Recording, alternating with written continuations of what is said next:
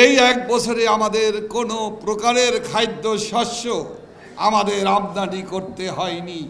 আলহামদুলিল্লাহ, আমরা একটি সুন্দর বছর পার করতে সক্ষম হয়েছি। কারণ ইতিমধ্যেই বোরো ধান কাটা শুরু হয়েছে।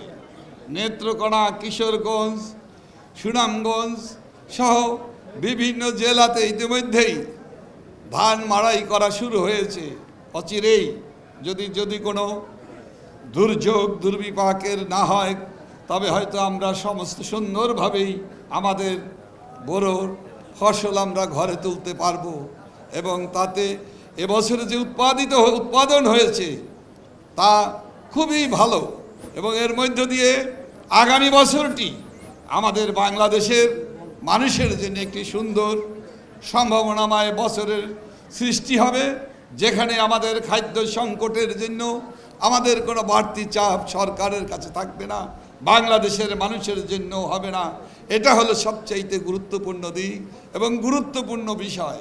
আজকের এই শুভ দিনে যারা এই মাটির সাথে কাজ করে, মাটির এবং তৃণমূল পর্যায়ে কাজ করে, যে কৃষক ভাইয়েরা, যে কিষাণী ভাইয়ের বোনেরা, যে কৃষক লীগের নেতা কর্মীরা কাজ করেছে, আমি আজকের এই শুভ দিনে তাদের সকলকে যেমন অভিনন্দন জানাই, পাশাপাশি অভিনন্দন জানাই বঙ্গবন্ধু কন্যা মাননীয় প্রধানমন্ত্রী, এদেশের 17 কোটি মানুষের জনপ্রিয়, সবচাইতে জনপ্রিয় নেত্রী দেশরত্ন শেখ হাসিনাকে।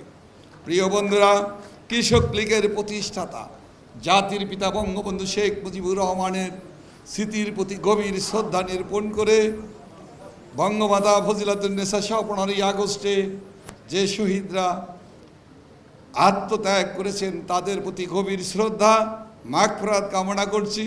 আমি শ্রদ্ধা নিবেদন করছি জাতীয় 4 নেতা সহ মহান মুক্তিযুদ্ধে থেকে আজ পর্যন্ত যারা শহীদ হয়েছেন, যারা গণতান্ত্রিক আন্দোলনে, স্বৈরাচার বিরোধী আন্দোলনে, কৃষকের ন্যায্য দাবি আদায়ের আন্দোলনে যে সকল কৃষক ভাইয়েরা জীবন দিয়েছে, বিদ্যুতের দাবিতে, সারের দাবিতে, বিএনপি জামাতি দুঃশাসকের আমলে যারা জীবন দিয়েছে, আমাদের সেই কানসাটের কৃষক, বগুড়া, গাইবান্ধা থেকে আরম্ভ করে লালমনিরহাট, ঘাটাইল, টাঙ্গাইল সহ বাংলাদেশের যে কৃষকরা জীবন দিয়েছে, বাংলাদেশের মানুষের কৃষকের অধিকার প্রতিষ্ঠার জন্য তাদের সকলের প্রতি আমি জানাই গভীর শ্রদ্ধা, তাদের রুহের এবং মাগফিরাত কামনা করছি।